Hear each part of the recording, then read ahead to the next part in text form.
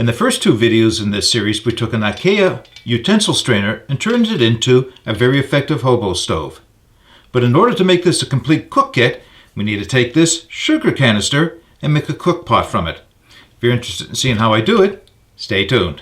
Alright, before we start talking about how we're going to take this sugar canister and turn it into a cook pot, I want to first go over a few details about the existing hobo stove cook pot set that I already have. I've had some requests to talk about how I made the bail on this cook pot and what I used to put it together, and I'll tell you now that's not what I'm going to do with the new one, but I am going to show you what I did with the old one in case it's a variation that you want to try for yourself. So I am going to have to focus in a little closer in a minute, but let me just show you the components that I used.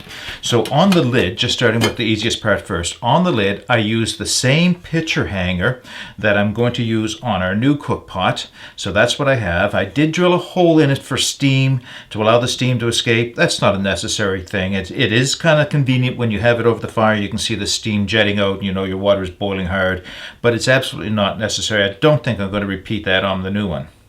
Alright, I'm going to bring the camera in a little closer and just show you what I've done on the sides of the pot so that you can see how it is attached. Alright, let's start. So to start with, the cable itself that I use is aircraft cable that I picked up at a local hardware store, and here's the remaining that I have of it. You know what? This is way too heavy for what I'm using it for. I thought I was going to need the thickness and the strength of this to resist the heat and hold the weight, and you don't. You can use much thinner. In fact, in other pots I've used brake cable, which is also an aircraft cable of a type of braided wire cable. It's much lighter and works just as well. It isn't necessary to use anything this heavy, but that's what I did use on this pot. Now, how did I attach it to the sides of the pot itself? Well, what I used are small picture hangers, and I have a box here. Let me open it up and get one out. And of course, they're always a little difficult to get out at times. All right, so this is what I have. These are small picture hangers, where you attach it to whatever frame material you'd want and then hang that part over the nail. That's what I used on the side of the pot. So I had to drill a hole and put a small machine screw through, and on the inside I used a small bolt and bolted it together. Then I slightly bent the metal portion of that out just so it would stand away from the pot a little bit. So I have one of those on each side of the pot. You know, there is a bit of a trick. It takes a bit of time to find where that exact width of the pot is so that you can attach it and have it not off-centered, and so it'll hang straight. Now, how did I get the cable onto that? Well, this was a little bit trickier. It's what I've thought of at the time, and I've since changed my mind on it, but here's what I used.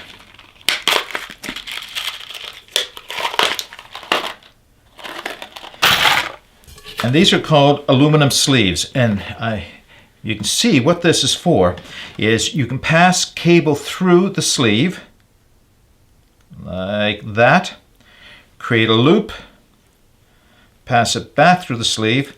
And this is one of the reasons why I'm not enjoying working with this cable any longer. It is very, very strong and resistive, but you can pass it back through there. Bring it to the length you want, and because it's aluminum and quite malleable, hammer it shut, and then you've got a fixed loop on the end of your cable. Now, of course, you'd want to do that after passing it through the picture hanger so that you can have that on the side of the pot. So that's all that's done there. It's not very difficult to do. It just requires these aluminum sleeves. And in this case, they're 3/32, and they were just the right size for this cable, which is also 3/32, and it worked out quite well. It's just a little bit more work than I wanted to do on this pot. In fact, I've decided that I prefer to have a stiffer pot bail than the cable anyway. That's all there was to it. So that's for those people who are interested in knowing how I attach this to the side. And you can see it's a little bit of a flexing thing. It worked out pretty good, and it's still very functional. It will twist on you, so it does require you to either grab the bottom of the pot to pour from, or to use some type of a pot stabilizer. A couple of sticks, I think I've shown that in another video where you can pour it that way. Either one works. But let me show you what we're going to use on the new build. All right, stand by. So as I mentioned in the first video, I was very fortunate to find a canister at Value Village, our thrift store locally, on the same day that I picked up the Ikea utensil strainer, and they happen to fit perfectly one inside the other. It goes down inside just nicely. And what I like about this is that, one, the lid comes off very easily. It doesn't have to twist off or anything else. It's just sitting there loose. It does have a little bit of friction, and that's just perfect. So what I'm going to do for this one, I'm going to use the same picture hanger I used on my other one. I am going to do a little variation on this where I bend the tip of it, and I'll show you why and how I do it in a moment's time. But that basically is going to be placed on the center of the lid, and I'll show you how I do that. So we'll put that aside, and this is going to be my bail. It's another one of those skewers from the dollar store. Just a stainless steel skewer. I am going to cut the end off down here at the end of the skewer using my Dremel tool. I am going to bend it into a gentle curve until I get it into the shape I want. And what I'll need to do is decide where I want to place holes in either side, and then it's just going to hook in. Now that will mean that when this goes down inside the utensil strainer's now Hobo stove for storage, that I will have to take it out, but it works very well and very easily for that. So that's going to make it much simpler, much easier, and I think for most people a much more readily doable project for bales. These things are just great. I know I say that often, but these things are just great for so many different projects. So in order to attach our picture hanger to the top of the lid, I just need three things, and in this case I have some number 8 by 32 machine screws, some lock washers, and some nuts to go with it. Now these are a little bit too long, and you'll see when I get to that point in the build, these are going to be a little bit too long, and they're going to protrude through the top of the lid, but I'll be able to cut them off with the Dremel tool after they're installed. Okay, so first step is we need to find the center on our lid and decide where we're going to place the hook or the ring on the top. Okay, stand by for that.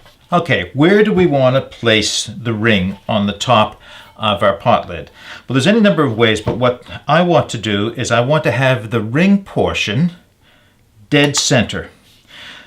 Not necessarily the holes, but the ring portion dead center. What I find in my experiences is when you lift the lid, then the lid will come straight up if you're lifting it by the ring.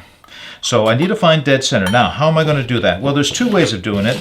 Either way are effective. The way first way is probably the easiest and most successful for people, and that is try and make a point right in the middle. And you can do this with a pen or a sharp edge. I'm going to use a sharp edge just for this. So you have to kind of decide, you need a ruler of some type. It doesn't have to be a metal ruler for this. Where is the center? Well, what I do is I try to find the widest part of the lid, and I think that's found it there, and somewhere around the middle measurement. So I'm measuring right at 4.5 inches, so right at 2.25 inches. I'm just going to make a small scribe line, just a very small one there. Now, I believe that to be in the center, but I'm not sure. So the way to do that, turn the whole lid 90 degrees, find it again, right around the same measurement. And if I make another small scribe mark right at the right place, they should intersect, and they do right here. And now I have what I believe to be the center point right in the middle of my lid. That's one way of doing it, and it works. It can be a little bit off, so there is an even more accurate way of doing this, but not everybody's going to have one of these. And this has got to be one of the greatest inventions for finding the center on a circular item. And this is just exactly that. It's called a center finder. And one of my kids gave me this for a couple Christmases ago, and it's just great. All I need to do to find the center is lay it on top, and there's numerous rings all the way around, all measured out in 1/4 inch sections, and they have holes that I can just mark either with a pen or with a punch. And in this case, I'm just going to mark it with my scribe. So all I have to do is kind of center it in the circle that's closest to its size, which should be right there. And it's saying 4.5 inches, just as I had measured with the pen. And then there's a center point hole right here. And that's where I'm going to mark. Now, I'm going to make this, well, it slides a little bit, so be careful. To make this mark a little bit more permanent, I am just going to give it a bit of a punch using my hammer. And now I've got a mark right dead center. And it looks like, this being more accurate, I am off slightly from that scribe point. So now I've found it more accurately. Now, I am working on top of a table. It does have a rubber barrier. I want something that's a little bit more solid for this next step, but I do need, if I am going to drill this, I do need to be able to, well, I'm not going to drill here, but you want something solid underneath. So now that I know where the center is, now I can take my ring, or my picture hanger in this case, place it right over center, like that. And there are 2 screw holes in it. Tap one. All right. Keep that one lined up. Again, make sure it's centered. Where's that center point? In the shadow right here. There we go. Line up the second one. And give that a punch as well. Just a quick tap. So, not sure if this is showing up on camera, but there should be 2 little divots showing up right here. And those divots serve not only to mark where I want to drill, but because they're a little bit of a divot, it will help the drill to go through and not wander or skate all over the surface. So, let me set up and I'll show you how I drill those 2 holes. Okay, to drill those 2 holes, there's a couple of things you could do. If you're fortunate enough to have a drill press at home, a drill press is the ideal because it's going to be perfectly centered and you can move nice and slow with it, and you'll be able to drill that through quite nicely. If you don't have a drill press but you do have a hand drill, that's what I'm going to use today because it works just fine. Now, my experience in drilling metal, especially stainless steel, is you want a cobalt drill bit. So designed specifically for drilling through stainless steel or other hard metals. So I'm using a 3/16 inch drill bit here in my drill. Now, before I do that, safety precautions, put my goggles on, protect my eyes, hearing protection to protect what's left of my hearing, and watch your hands when you do this. There's the value of the divot, and I'll do this quite quickly.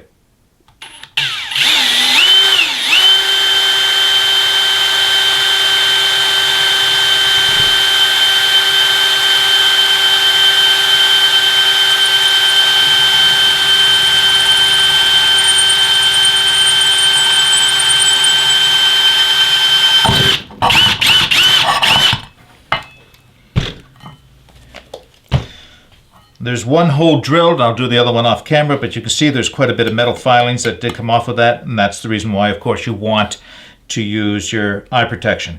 Now, I did notice that this is a 3/16 drill. I think I've probably used for a couple of projects before, and as a result, it's not quite as sharp as it was. If I was doing it any longer than that, I would probably put a drop of some type of oil on top just to make sure that it didn't overheat and ruin the temper of the drill bit. And of course, there's a reason why I had a piece of wood underneath this to catch the drill when I pushed it through. So let me drill the other hole and then we'll go to the next step. Stand by. All right, I have my 2 holes drilled. Now they're going to be a little rough, especially on the underside where the drill poked through. If I had it, I would use a deburring tool. I don't have a deburring tool. It's probably something I should pick up for myself. So what I often use is just a larger drill, and one that has, the angle's just a nice slight angle, and I can turn that by hand, and it will do a fairly effective job at deburring. It's not like this is going to be something that where your fingers or anything else come in contact with, because it is going to be covered over by the nuts and bolts. So there we go. They're deburred, and actually they're quite smooth. They're not catching my fingers or anything at all. All right, so now we've got our holes drilled. Now we want to place this on top and bolt it down. But before we do, we're going to put a small bend in the top of this ring. And I'm going to show you that up close, and I'll show you the reason why once I do it. All right, stand by for that. Okay, I've just brought in my small vise, portable vise, tabletop vise. It's not attached down to anything here. It doesn't need to be for this part of the project. So what I need to decide is how I'm going to put this inside the vise before I tap it. So you'll notice when you look up close, you can see that there is a raised portion on one side of the picture hanger. And that means there's a flat portion on the other side. It's the flat portion that I want laying down on top of the lid, so that when it's on the lid, it's flat like that. Okay, what I'm going to do is I want to create a bit of a curve in the ring itself. And you'll see why in a minute, and why that's of value. It's not necessary by any means. This is just an extra step I'm taking for this project, but it's absolutely not necessary. So I want the curve to curve upwards a little bit on the same side as the raised portion. You'll see what I mean in a second. So what I need to do is place that in the vise. Just a small portion of it sticking up out of the vise. I think the bar here might be a little thick.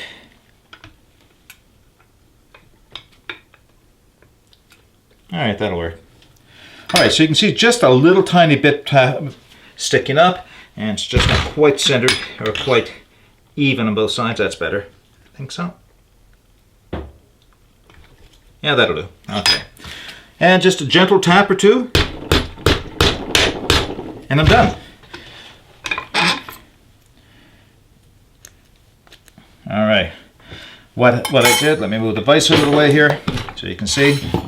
Now what I've done is I've created a small upwards curve right here so that even if this was loose and were to lay down flat, there's still enough of a curve that I can get a stick under it to lift it up like that. So it's not flat against it. So if the pot is on top, the lid's on top of the pot, and the pot's hanging over the fire, you want to get a stick under it to lift it off, and it's not staying up for you because it's a little loose. Now, just putting it in that vise tightened that up for me, and so it's not, probably wasn't even necessary, but this does help if it's a little bit loose. When it's laying down like this, I can just reach in underneath with the stick and it will lift the ring up like that. Okay, so that's done. Now I'm going to set up and show you how I affix it to the top. All right, I just realized when I reviewed the last video segment that you couldn't see what I was talking about as far as the curve on top of the ring is. So once again, flat portion of the picture hanger is going to lay on top of the lid, and that little bit of a curve that I put in the ring allows for a stick to come in underneath it in case it lays flat and I can't,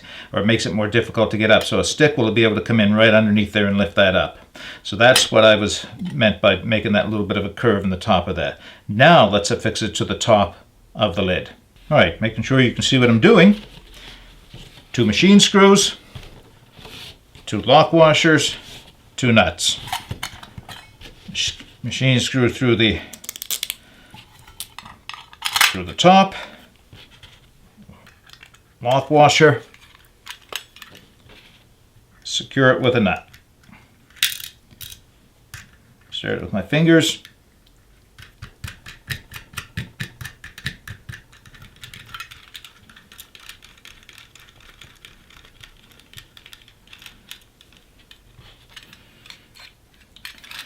Start the other one through.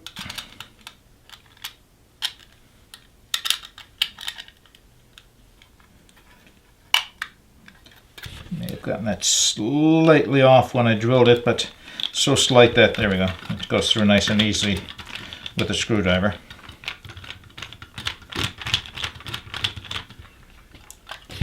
At the same time, I could be putting the lock washer on and the nut.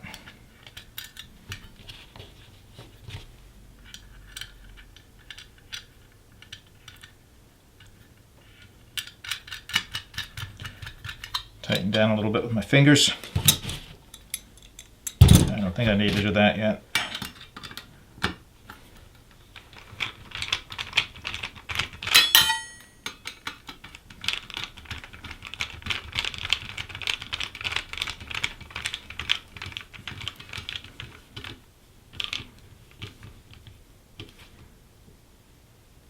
Actually, I don't even think I'm going to need the pliers for this. The lock washer's pulling it down nicely. And that's it. Okay. So I have my lid ready to go. All I have to do now is cut the 2 bolts off to almost flush with the top of the nuts, or cut the machine screws off almost top with the nuts. And this will be ready to go, all finished. Okay, I'll get back to you after I cut those off with the Dremel tool. I don't think I need to show you how that's done. All right, stand by. Okay, next step is to decide where we're going to place the holes on either side of the canister. Now, one thing we want to make sure is that wherever we place the holes, it's going to be lower than the lid is so that the bale does not interfere with the lid. Well, what's nice about this canister is there is a rim extending on the outside of the canister, which kind of gives me a guide. As long as I'm below that little lip right there, then I won't be interfering with the canister itself. So in order to decide this, once again, we either resort to the ruler and measure the width and make ourselves a couple of marks, or I can use my center finder. And of course, if I've got the center finder, why not use it? So using the center finder, once again, center it on the ring. Now this is where it can be a little bit tricky. Let me see, not quite there. Yeah, that should pretty much do it there. Looks like it from all sides. Actually, the nice thing about being able to see through the center finder is I can come up underneath with my marker and mark the very lip of the pot on both sides.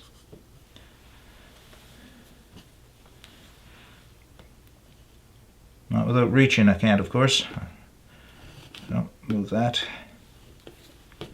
Make sure I've found that center again. Don't lose your center, if you can help it.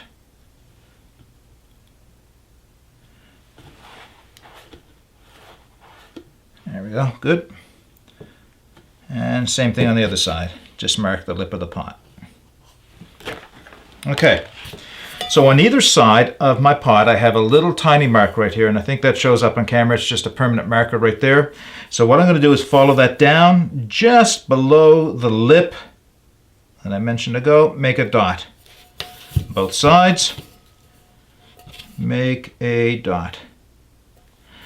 And I'm estimate them at somewhere between 1/4 or 1/16 and 1/4 of an inch. Just below the lip is where I place that dot. Just a little wide enough now for the hole I'm going to drill through it, and for the bale to work without interfering with the lid. All right, so those are where I'm going to drill my holes. Now, here's where things probably could get a little bit tricky, and I'm sure someone will come up with a better way of doing this than I have. Here's my little miniature anvil is what it is. And I have a piece of PVC sewer pipe that left over from another project that's on a bit of a curve. And the reason I'm using these two things in combination is if I wanted to just hit the side of this pot using my little punch or little marker that I have here that's going to make the little indentation, and I hit on it, the can springs, and as a result I usually don't get a very good dent. I need some way of supporting it underneath. Now, if I had a board wide enough that it would fit in nicely and take up that space, that board would work perfectly. If I had a nice round log or something hard and firm that I could place inside there, that would work nicely. Not having either, this is the best I can come up with right now, which is to take this little piece of PVC pipe, put it on the end of the anvil, hold them together. Now it's a little tricky because I am trying to hold them all together at the same time. Hold the pin, or the punch I should say, and give it a good whack. Got a nice little divot marked right there, and that'll help me guide the drill so it doesn't skate all over the top and go in somewhere else or not even drill in at all. I'll do the same thing on the other side. Once again, I said, this is the best I could come up with right here with the materials I have at hand. I am sure there are much better ways of doing this, and I'm sure somebody will tell me. All right, so I have a divot on both sides now. One on this side and one on the other side. So the next step is to drill those through, and we'll have a place for our bale to go through. So again, I'm going to drill these, but I'll do this off camera because it is just no different than drilling the lid was. What I will say though is be careful when you do this. This is where a drill press would be of more benefit than doing it with a hand drill, because you're more likely to be able to hold it centered. You don't want the thing rolling as you're drilling and you're moving back and forth. There's a risk that of course it'll slide off. The risk is more important that it might slide into your hand. So being able to get your hands out of the way, or using a drill press and doing it very slowly is a much better idea. So I'll do that off camera. I'll bring you back when those two holes are drilled. Okay, we're just about finished with our pot part of the project.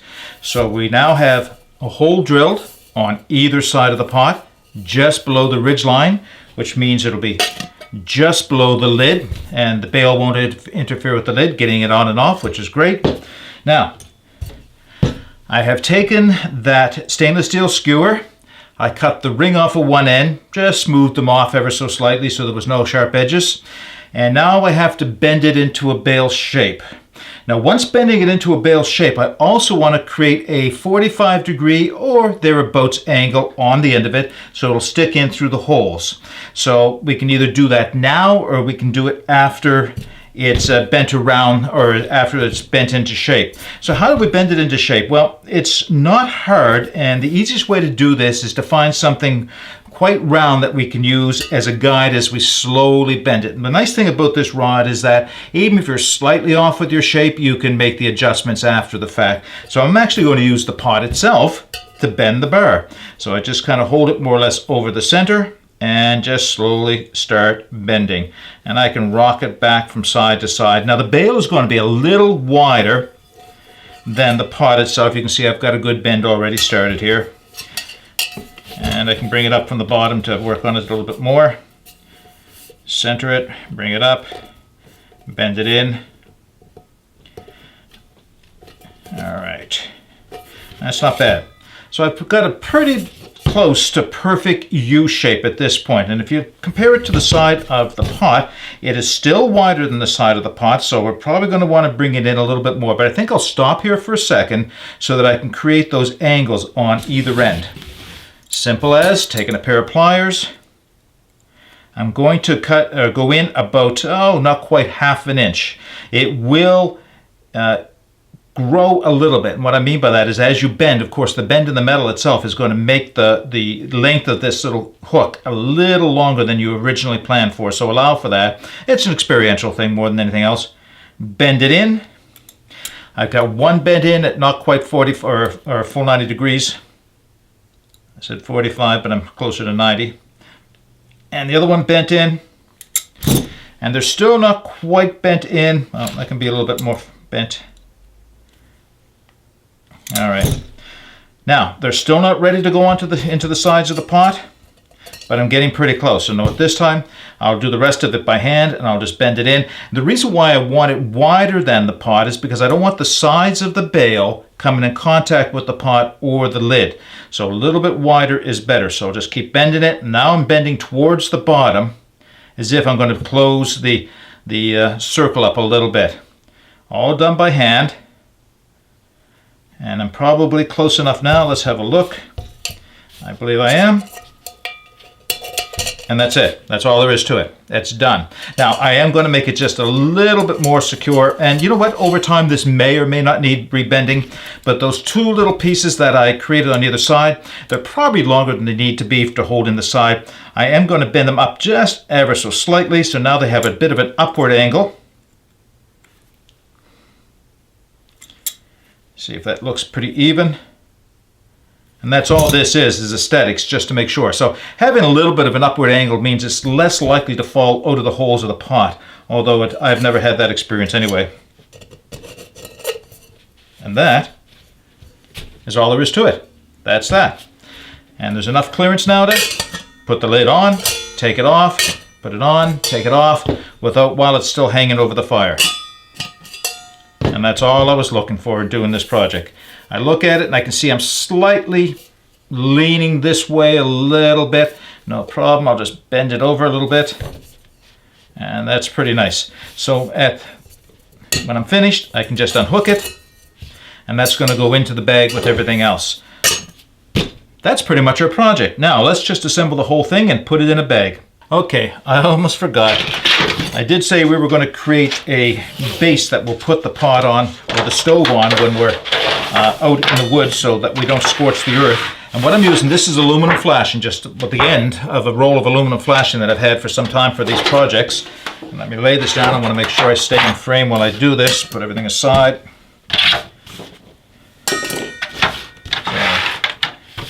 I'm going to work off this end. So for this project, the plate that I'm going to place on the ground is only going to be slightly larger than the stove itself. And you don't have to have a circular plate. You can use a rectangular plate, a square plate, whatever you want. The reason I'm choosing to create a circular plate to lay on the ground is because it will fit better within the bag that I will assemble this whole thing in, and will give a little bit of protection to the bottom of the bag from the feet on the bottom of the stove. And you'll see what I mean when I go to assemble it. Now, just to create this circular plate, I'm going to take the lid.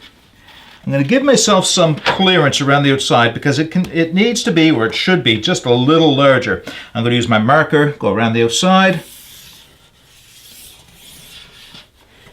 And that's fully marked. Now, flashing is quite nice to cut. I mean, it can have sharp edges. There's no question about it. It can have sharp edges, so you should be careful. Gloves would be a good idea for the most part.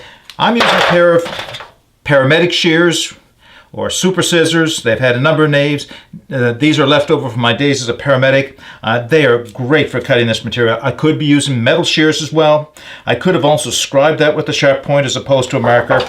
Any of those things will work just fine. I'm going to give myself a bit of an allowance, maybe 1/4 to 1/2 inch around the outside of that circle. And I'm just going to cut. And this will cut around the outside just nicely, as you can see. All right, let me finish this up and I'll show you what I'm going to do at the end here. All right, so I have my circle cut out. It's not perfectly round. Doesn't need to be. If you're a bit of a perfectionist, you can make it a little bit rounder if you want. It can have not really sharp edges, but those scissors do leave a little bit of a serrated edge. I can feel it right there more than anywhere else. Sandpaper.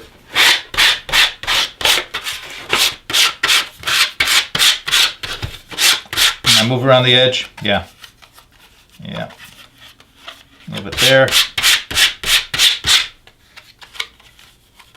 And that's it. I'm done. All right. And what's that for? Lay it down on the ground. Lay my stove on top of that. And I now have a plate that will protect the ground from the ashes. And of course my pot is going to go on top of that. All right, let's assemble this thing and show you what the complete kit looks like. Okay, time to wrap this project up. So what have we got? I have a stuff sack here that I had already made for another project. I'm going to use it for this project as well. I will at some time in the future, if you have interest, show you how I make my stuff sacks. Some are easier than others. This is actually the more difficult type of thing to make, at least for me and my skill level, is one with a round bottom on it. But it's what works best for these Hobo stove kits. And it has a drawstring on the top. This one was already pre-made, but I will show one in the future. So my floor plate or ash protection plate goes right in the bottom. My stove with its legs goes down next, and that floor plate's going to protect the bottom of the bag so it doesn't poke through. My crossbars going to go together, go inside of my pot, lid on, drops down inside of the stove just nicely, and then my bail can drop down inside. Now, you know, sometimes I'll actually leave the bail attached to it, but for this, in this case, it won't sit quite as low if I do. So this one's just going to drop down inside the bag beside everything else. And I'm done. There's my cook kit, ready to go. Now, that's all you need to have as a cook kit, but if you want to add a few things to it, add a bandana. It's great for grabbing the pot if you need to while it's hot. It's great for drying it out after you wash it. You can add either a wire scrubby or a little, what do they call it, Brillo pad type of a scrubby if you want to, for cleaning it out afterwards. And sometimes I add these little inexpensive Kugel's pot grabbers, and I'll show you the reason why.